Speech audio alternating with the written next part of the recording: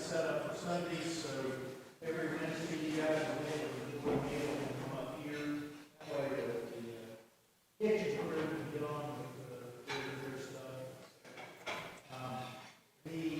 I didn't print out a class schedule because I don't have a logo sign for this. This is just more like my last class, a lot of stuff I've been thinking on for years. But I'm going to be out the first Wednesday of October, so you'll get a reminder between. We will get a couple of weeks class, and then we're going to take 1 week break, like the 2nd of October, whatever. You'll get a reminder. We will have dinner in the class. We will finish up the first week of November for the Thanksgiving. And again, welcome to all of you. This is a big week for us. Our new choir group, Brian, comes in this Sunday. We're all excited about that. I know I worked marked up with so many times, and I hope to allow the choir to be part of this class. Staggered practices will give us something to do with it. I've already talked to mine about this. I appreciate the opportunity for everybody to be in the choir practice. Brian's first Sunday will be this Sunday. Is it this Sunday? Yeah. He's actually coming a week earlier because we couldn't find the substitute. The organist who was scheduled to play had a conflict. Tammy had gone down her whole list, called Mark. We were choosing to get the wits. Called Brian and Marion. Said, Brian, I need an organist. Can you recommend anybody? He said, what about me? She said, you? Why are you telling me this now? Anyway, we're looking forward to this Sunday, and we're going to plan a reception for him the first week or so in October to formally welcome him. So we're very excited about that. Got a lot of good things going on, of course, with Russ, all that Russ has been through, and so we're very thankful for the congregation. Let's begin in prayer. Holy God, we give you thanks for life and all its many blessings. We thank you for this community of faith, for all that has been and will be this generation and generations to come as a witness of Christ and his mission, all that we seek to do here in his name. We're thankful for opportunities as a church family to gather, sit at tables and study and think. And for the purpose of this class, consider who we are, how we live, to calm ourselves in an often troubled world, so that we can reflect Christ and his ways to this world that desperately needs that witness. We pray in Jesus' name for his sake. Again, welcome to all of you. We are going, if you're not here every week, as before, Kim is over here, and she will be recording these so you can watch them at a later time if you're gone a particular week. So hopefully you can be here some of the weeks in person. This class has been formulated in my mind for a while of different books I've read, mainly just thinking about life. I remember the woman very well. She walked into my office. You can use a lot of words, but she was basically having a meltdown. I mean, she'd had too many things on her plate. She had yelled at her kids, and the night before thrown a plate against the wall. Her husband came up and asked her why she did that. And she said, I don't know. I guess I was all stressed up with no place to blow. And when some people blow, they blow. And we're going to talk about that. I think it's fair to say, without getting too deep into the weeds, that we're living in a maddening time. The world has gone mad and it's trying to take us with it. Humanity isn't doing real well right now. It's depressing to watch the news. Fear and hate have hit almost epidemic levels. Gun violence, global issues seem to get worse. We've got a real crisis in leadership. And something has happened to the human heart. I don't know how to describe this. We people don't trust anything or anyone anymore. And for all the other reasons we might try to explain it, we've lost hope. People look for good news, but they're not really sure where to find it. And the more uncertain the times, the harder it is to stay calm. That is going to be our watchword. The first word I have to offer you tonight is if we don't manage our stress, it will begin to manage us. And it will win. Is it just me, or do people seem irritable? Edgy? I thought I was just getting older. Okay. I just wanted to make sure it wasn't just me. Why would you say a thing like that? We are downright uptight people. I don't know. We are the best informed generation ever. And yet, in a lot of ways, we are overwhelmed by so much that we see and hear. Life is hectic. Stress nips at us. Our anxiety level is through the roof. Somebody called anxiety worry on steroids. I think that's a fair description. We carry this free-floating sense of doom within us, this worst-case scenarios we harbor of something happening sometime, somewhere. The problem is what we fear may happen is often worse than what actually does happen. But we're all stressed up and no place to blow. Now, you may not view yourself as an anxious person. I might get you to challenge yourself on that. What keeps you awake at night? What do you dread? You say nothing? I say you might need to think more. What makes you edgy? What distracts you from the task at hand? What makes your pulse race, your chest tighten? 1 minute we seem to be doing fine, hopeful, happy, whatever word you want to use. Then we get blindsided by something. And one crisis hits us, and then, if we're not careful, we start anticipating the next one. We just can't relax. All peace that we find is short term. We don't laugh often. We don't sleep well. Misfortune and doom lurk around the corner. You see, anxiety can turn worry warts into panic victims. And if I told you that the ERs are not just filled with COVID, but with a lot of panic attacks from a lot of different age groups and a lot of different people, suddenly, when this begins to happen to us, a nagging headache can suddenly seem like maybe we've got a brain tumor. The latest Mideast crisis. What if it builds into World War III? We are anxious people about everything. We live on edge. We wait for the other shoe to drop. Most of it is unwarranted. I'm going to make the claim that not all of it is unwarranted. Some of the stuff we see and deal with would scare anybody half to death. But in a way, a lot of it is not real. We are part Chicken Little and part Ehor. The sky is falling, and it's falling mainly on us. You remember Ehor? Chicken Little was the one about the sky falling, by the way. But if you're a fair judge of character and you're around a lot of people, you begin to wonder why this is happening to us. I mean, do we have any control in choosing how we react? I mean, does it depend on the situation, how stressful it is? Does it depend on other factors, how long it lasts, who's involved in it? In this class, we are going to look and examine many different times Paul's great text in Philippians.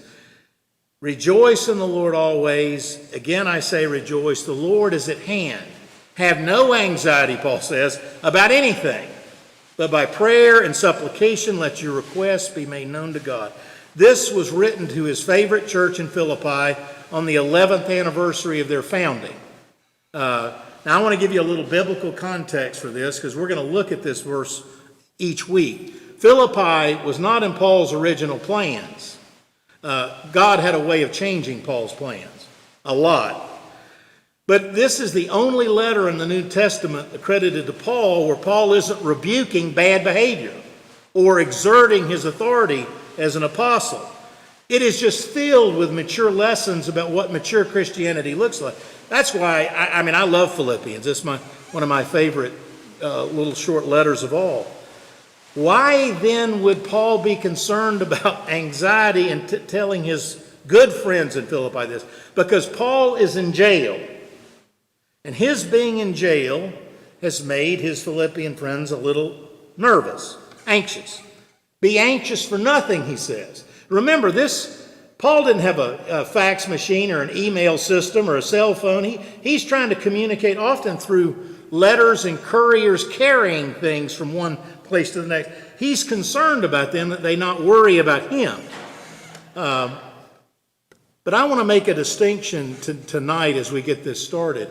Fear and anxiety are cousins, but they're not twins. They're not the same. Fear sees a threat. Anxiety imagines one. Fear creates fight and flight. Anxiety creates gloom and doom. Anxiety takes a toll on us, a heavy toll. We feel lightheaded. We fear crowds. We avoid people. Our energy is drained. Sleep is robbed. Our health is compromised. A peace of mind gets hijacked. Anxiety and full-blown panic can affect our blood pressure, our immune system, even our joints. Now, most remedies for stress from a medical point of view or counseling focus on, and naturally so, doing less, slowing down, a healthy lifestyle, getting exercise, controlling our temper, avoiding stressful situations. There's nothing wrong with any of that, but in this class, what I'm suggesting is we got to go deeper than that. Those are symptoms, and that they will do us good. If we're just talking about symptoms, one good way to simplify your life, to have less stress, learn the magic word no. Learn it. Own it. You're never going to know the power of yes until you know the power of no. Staying calm is about being more intentional in how much we do and what we do. Would you be shocked if I made the statement that America is the most anxiety-afflicted nation in the world? If anxiety were an Olympic event, we would win the gold medal. I think.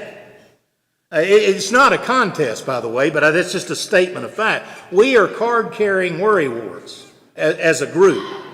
Why are we so anxious? For a lot of reasons, probably, and I can't distill it down to a few. I think there are a couple of possible factors in all our lives, not just the times in which we're living. Change can cause anxiety. The ugly word change. We have seen more major shifts in the last 30 years than in the last 300 years. Technology, the internet, smartphones, we live in perpetual overload. The pace of life. I spent a class back in the spring talking about this. We move faster, we go and do more, we travel more, we process more. Our brains are never off, ever. Our bodies are always moving until we stop moving. When we stop moving, we're in trouble. Personal issues. Well, that's real vague. We all have personal issues. Illness, money problems, relationship struggles, family issues. Aging. Somebody mentioned aging. Yes. Aging brings anxiety to our door in some ways. People worry about living on fixed incomes. How long will they outlive their resources? How long will their health hold up? All these things combined, and plus many other things, can unsettle us. One minute we feel at peace, then something happens, some unforeseen problem arises. It doesn't always happen the same in every person, but sometimes one thing can lead to a series of things. Our problems then seem to go from bad to worse. But the truth is, we complicate our lives more than anything else. A recent medical study a few years back, I want you to listen to these. 40% of the things we worry about will never happen. 30% are things that happened in the past that we can't change. 12% result from criticism by others, and they're mostly untrue. 10% of our anxiety results from worries about our health, which only get worse with stress. 8% of the problems we spend our lives worrying about are real problems. So if you add that math up, 92% of the things we worry about either won't happen, happened so long ago, or they are made worse by worrying about them again. So it's hard enough to deal with the real issues that we face in this world and actual trouble, but God spare us from these lurking monsters that may attack us at any moment. I've told you this story before, but I'm getting old and I can't remember when I told it. This woman was driving at night, and I know a lot of people don't even like driving at night anymore. She saw this truck following her. She was troubled, and so she sped up. So did the truck. They started racing. I don't recommend that. She got so scared, she pulled off the highway, pulled into a gas station, leapt from her car screaming. The man jumped from his truck, ran over to her car, opened the back door, and pulled a man out of the back seat, a wanted rapist. From his view, the trucker saw what she couldn't see. This man in the back seat, the trucker was pursuing her not to harm her, but to keep her safe. You wonder what God sees from his vantage point. What I think God sees a lot of times is his people coming unglued, letting fear and anxiety run our lives. Paul says, rejoice in God always, the Lord is near. Now we can be cynical about this text. I've tried to play devil's advocate in my mind sometimes like that. Paul, you're living in a fantasy world. I mean, you might be able to say worry less, but to say no anxiety, you've fallen off. My mother says you've fallen off the turnip truck. That's like telling someone with the flu not to cough. That's like telling a lame man not to drag his feet. Is anxiety a disease or an addiction, or is it both?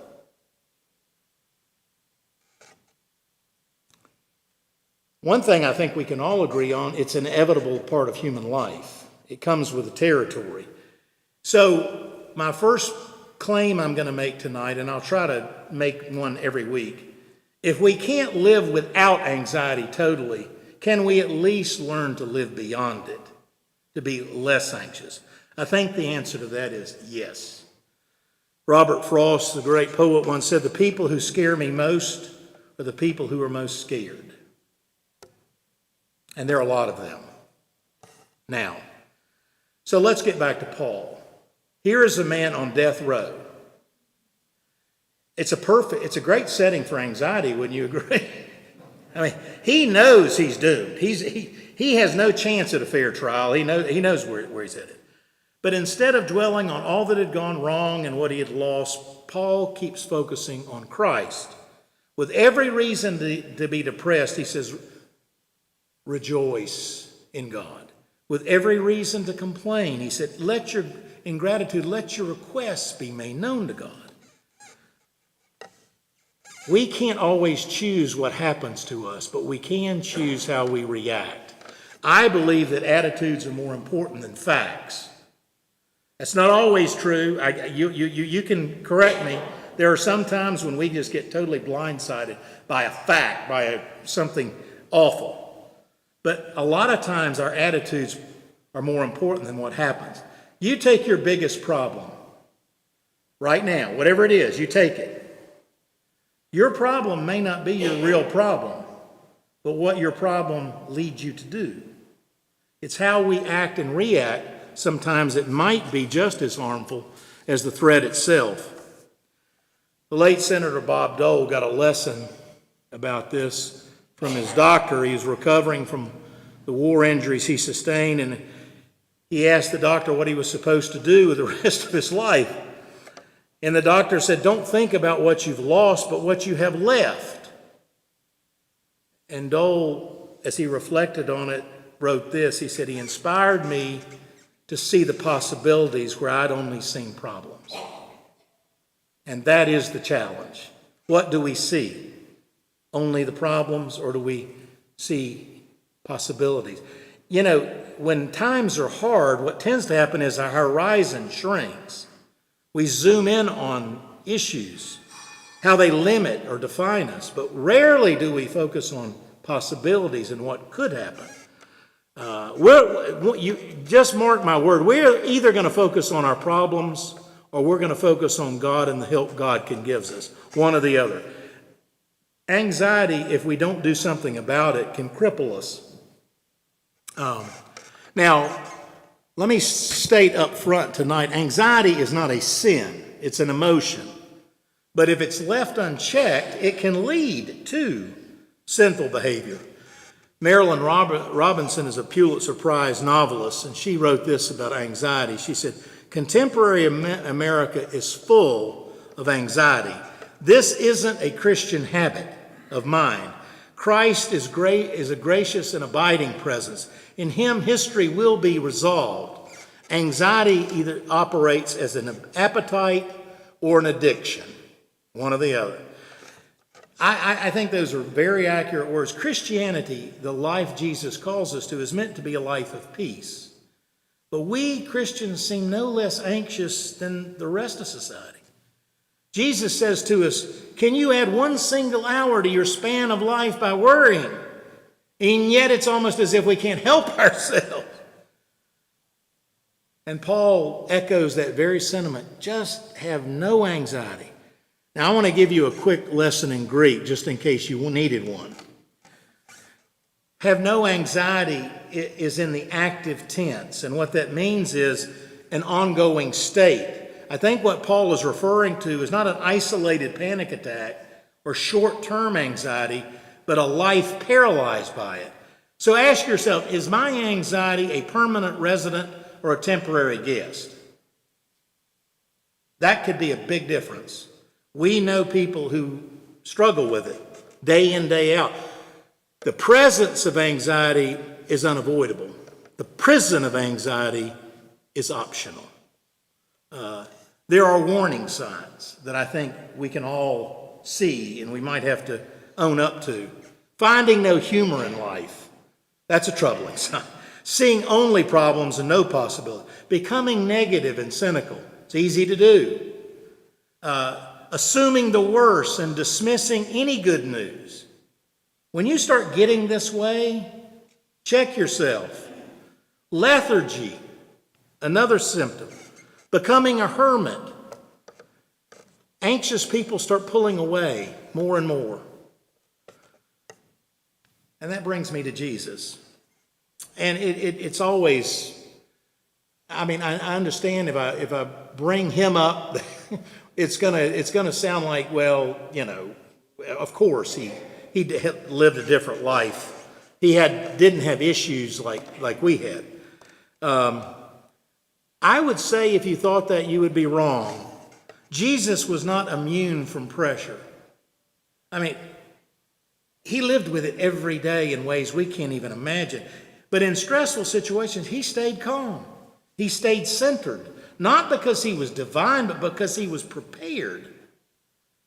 Focused. His public life was an extension of his private life. And in his private life, he was preparing himself. He was in prayer.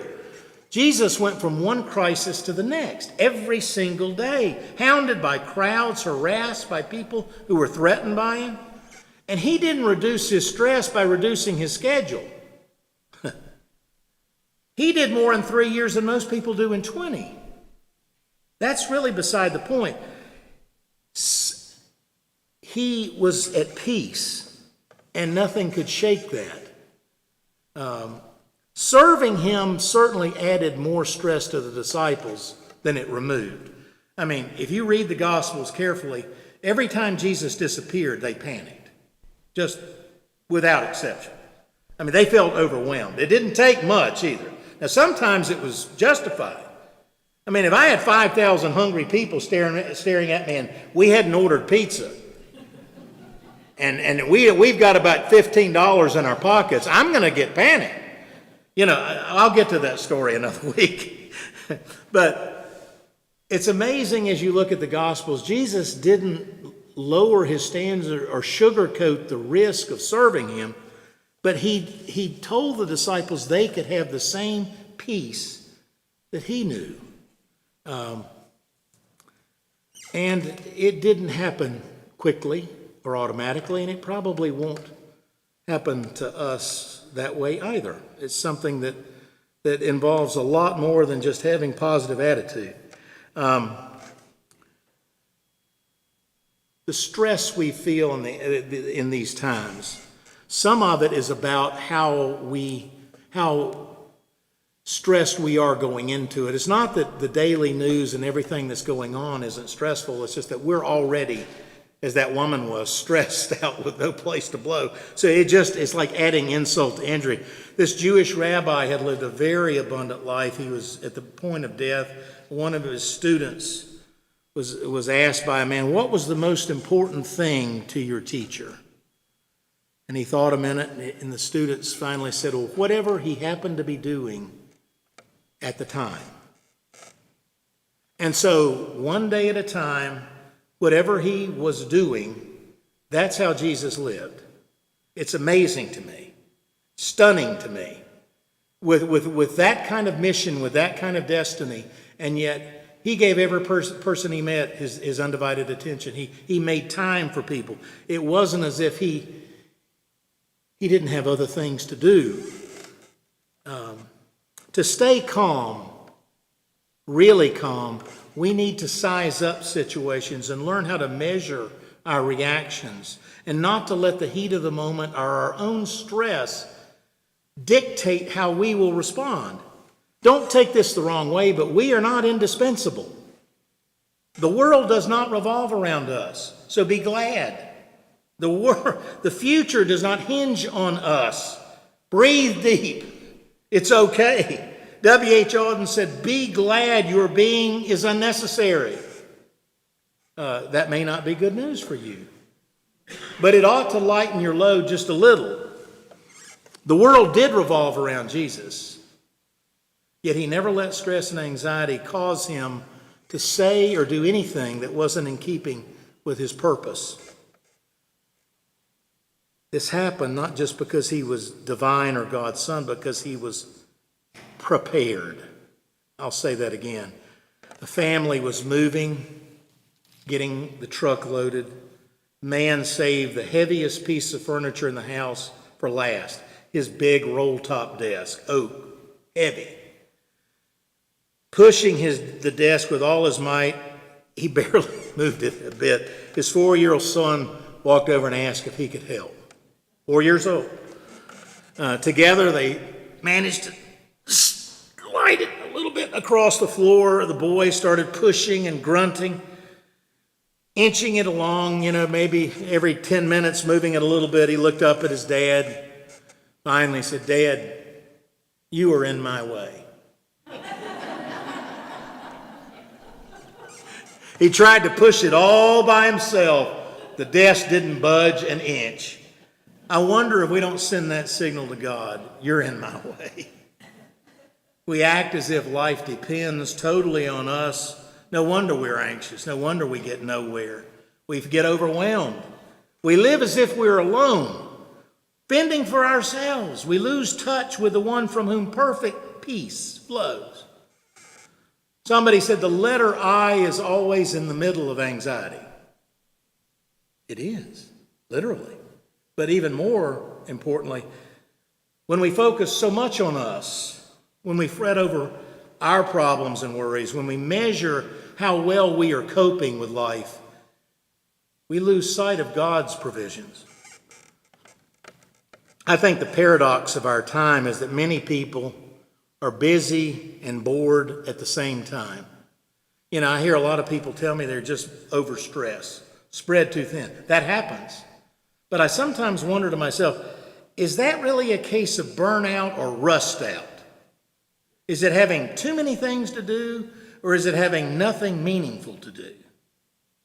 The real issue that I'm going to say in this class is it's not just how to lower our stress, but the bigger issue is how can we live in such a way as to experience peace and meaning and fulfillment?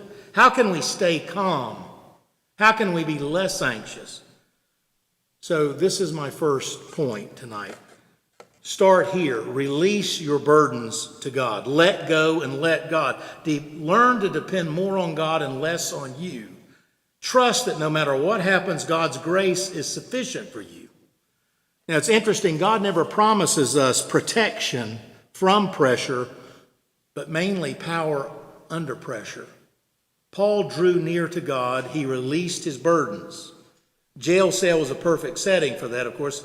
He had nowhere else to go. He had no other distractions at this point in his life. I think Paul would have lived that way anyway. And he renewed his strength. He learned how to be a non-anxious presence. I've spent my whole life trying to do that. And when I lose sight of that and I don't do it, I think I actually fail as a leader in the church. When I can't be a non-anxious presence, what happens to the other people around me who depend upon me if I fall apart? If I'm not some kind of an example? Paul was to the very end at peace. Like Jesus, he stayed calm by not focusing on what he'd lost or what overwhelmed him, but on what God could do through him. God's power, Paul would say in Corinthians, wonder where he got this point, is made perfect in my weakness. Imagine that kind of lesson coming to you in life. That may sound like an oxymoron to you, but it's not. We will never discover that God is sufficient until we admit that we are insufficient. So the choice is ours. Will we live our lives dreading what may happen next, or will we be more alert to what God wants to happen? I didn't write down who said this. That's not a good sign. Think less of the power of things over you and more of the power of Christ in you. That wouldn't be a bad one to put on your desk. Think less of the power of things over you and more of the power of Christ in you. So I'm going to share an acronym with you right now that will form the basis of my lessons each week. An acronym that will help us, I believe, learn how to be a little less anxious. The acronym is CALM. C-A-L-M. C, celebrate God's goodness. Rejoice in the Lord. A, ask for his help. Let your requests be made known. L, leave your worries with him. Don't carry them. His peace will keep you. And M, meditate on whatever is true, whatever is noble, whatever is just, whatever is lovely. Retrain your mind. Over the next few weeks, we're going to look at that little acronym. We're going to pick it apart a little bit. We're going to learn how to stay a little more calm and a little more focused. And if we can't live without anxiety, we surely can learn how to live with less. Any questions? Say that word. The words for calm. C, celebrate God's goodness. A, ask for his help. L, leave your worries with him. Don't carry them yourself. M, meditate on what is good and true and noble and just. That's the end of Paul's great text that I didn't read all of it tonight. C-A-L-M spells calm. There's a lot that goes into it. I hope that we will learn some things together. What makes you most anxious? Now that we're at the end and you're probably not going to answer. I've learned not to depend on you guys answering many of my questions. You do, the great deal does. You jump right in. Close the door. What makes you guys most anxious? Is your own personal life? Politics. Politics is very alarming. AK-47s. And the children can't feel safe in schools. People can't feel safe in church. People can't feel safe at the mall. And it's rampant in our country. Not so much in Europe and some other places, but it just seems like our culture has just gotten sick. And that's what worries me. All of those things. AI. Okay. I didn't expect that one, but I wondered if it might be in the back of someone's mind, and you got a good mind. So why is it right? Well, you don't know what's true or what's news? Is it fake news? Is the person really saying this? Are they not? Has it been doctored? Where's it coming from? Yeah, exactly. That text that I got sent out by my phone came from Russia, using a 423 area code. I thought, you've got to be kidding. Why are they picking on Kingsport, but when they're targeting churches in general? Where did they get the information? I have no idea. Vicky is the most tech-savvy person on our staff, and it bamboozled her that somebody in Russia could use a 423 area code to hack the system. But How did you find out that it came the hard way. Vicky and her husband are real savvy, and they ran it. They took it off the one that they were claiming I sent. If you ever get anything from me that says Reverend Shelton, you'll know that it's a lie. I would say lie. Don't believe anything that doesn't come from my cell phone, is in the directory, and anything else, don't lie. Please. I had to change my phone twice in 1 year in Seneca when I was on interim. They've been hacked 4 times since I was there. I didn't get that text. Well, I killed it as fast as I could. The last one, Danny Massey calls me from Georgia. This was back before I came home. I said, Mike, did you send me something? I said, good Lord, how did they get your number? So they can go into directories, I guess, as newsletter lists. I don't know what they're doing, but I thought they were just trying to get into our directory to scam us. But yeah, AI is a problem because of what the potential is. Where are things coming from? Jobs, Yeah, clean tech use, yeah, you know. yeah. How did you find out it was from Russia? Well, because they ran a check on the number. You can trace it back. I didn't know that. Steve, I think his husband was very savvy. He said, I thanked him for finding that out, not that it made me sleep any better. But, anyway. Yeah.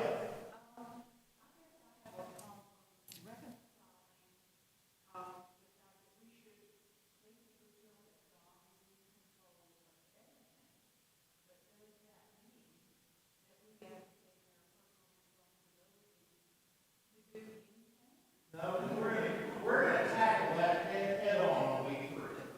But no, the short answer to that is no.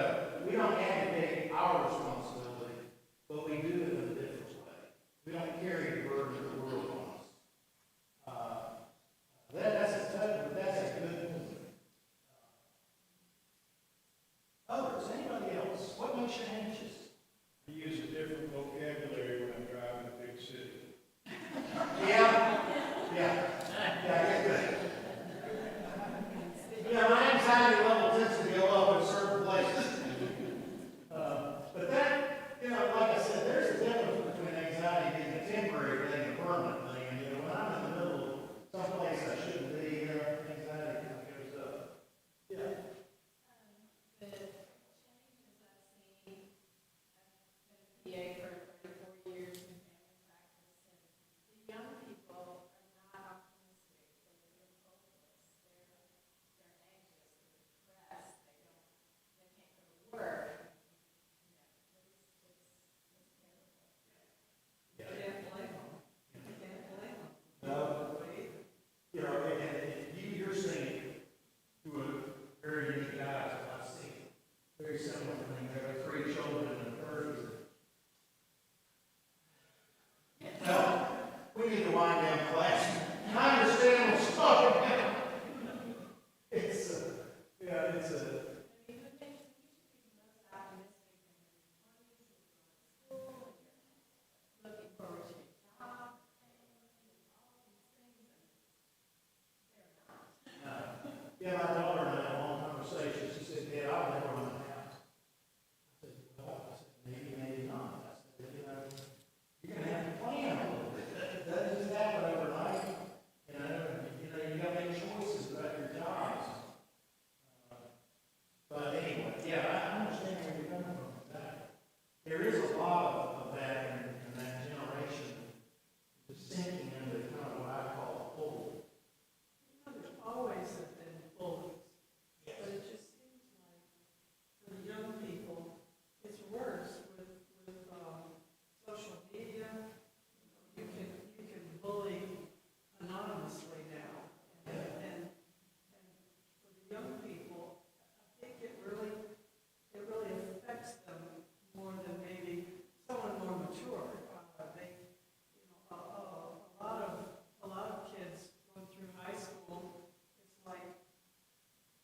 have to tell them, it gets better. You know, when you get out of high school and you get on with your life, it does get better. There is hope, but I'm sure a lot of times they can't feel that. You know, they're insulated in their world, and it seems like that's all there is. That's another one. I think we got into that a little bit. My children's worst fear is that I might actually use social media. And don't ever do it. Sleep. I said, I might, just to check on you. Yeah. Well, just follow up on what Mary Gail was saying, it always surprises me somewhat that they keep looking at it, that they don't turn it off, delete. It's happening for me. It's addictive. Yeah, we got into that a little bit in the last class, I can explain what that kind of technology is doing to that generation is downright heartbreaking. And the communication is not the same communication we've done face-to-face, talking with each other. Well, even texting. Yeah. You read a text, and you don't get the inflection. You can misinterpret it. You can read something and take offense where maybe there's no offense meant, whereas when you're talking face to face, it's different. So it's like technology, social media, it really is kind of a slippery slope. Well, how can we gently tell them to unplug? I just spent a session or training I was talking about, one way to practice Sabbath is unplugging a little bit from our technology. Good idea. We were talking in the class this morning, I said, I admitted by confession that I looked at myself at least 38 times a day. It's pitiful. And it really is pitiful. Yeah.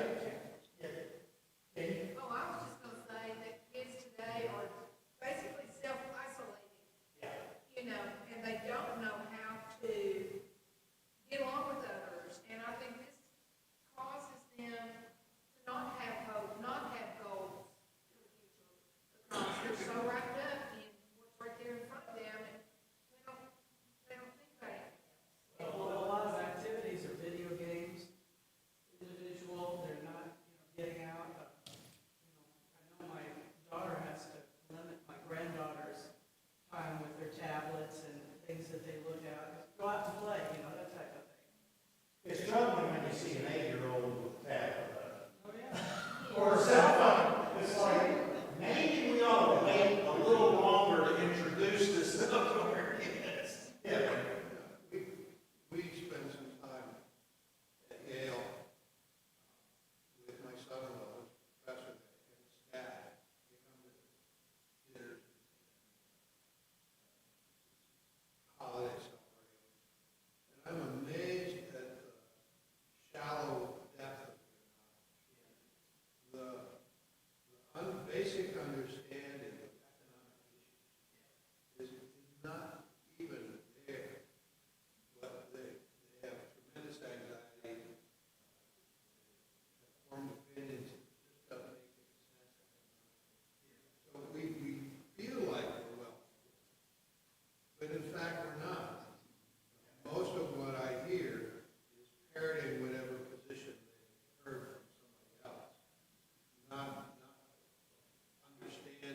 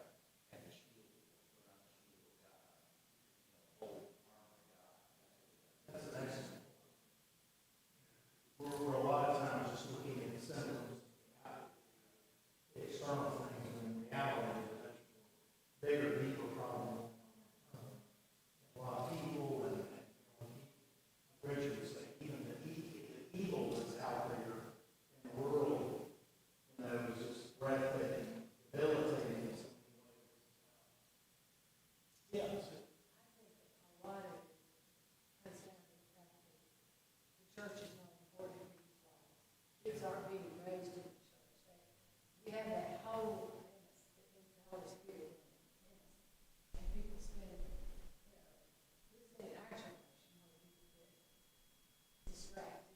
It's when they're utilizing different ways. You know, all these people that are famous, they're making money. But, you know, sports athletes, stars, you know, they're just people. And a lot of them are lost. And I think that we are not helping our children maybe in some ways by a lot of us not receiving the same Christian upbringing that a lot of us had the opportunity of being taken to church, being exposed to positive things in life. All these things we talk about, playtime and work, our work ethic. We don't have a lot of work ethic anymore. Everything's handed to somebody. They don't work for it, so therefore they don't feel that they've accomplished anything. So it's, but it goes back to a work ethic and a Christian ethic that we've always done, and that's, we're not seeing that. Well, you guys have managed to talk a lot more than you normally do. So I'm going to ask you questions next week. So be prepared. I'm very thankful. This isn't meant to be a lecture, so I appreciate very much your feedback on all this. You didn't get a chance to talk about you will, trust me. I'll keep finding ways to pull you in. Anybody else before we go? Let's close. Lord God, we do admit one another before you that we have been at times anxious for many reasons.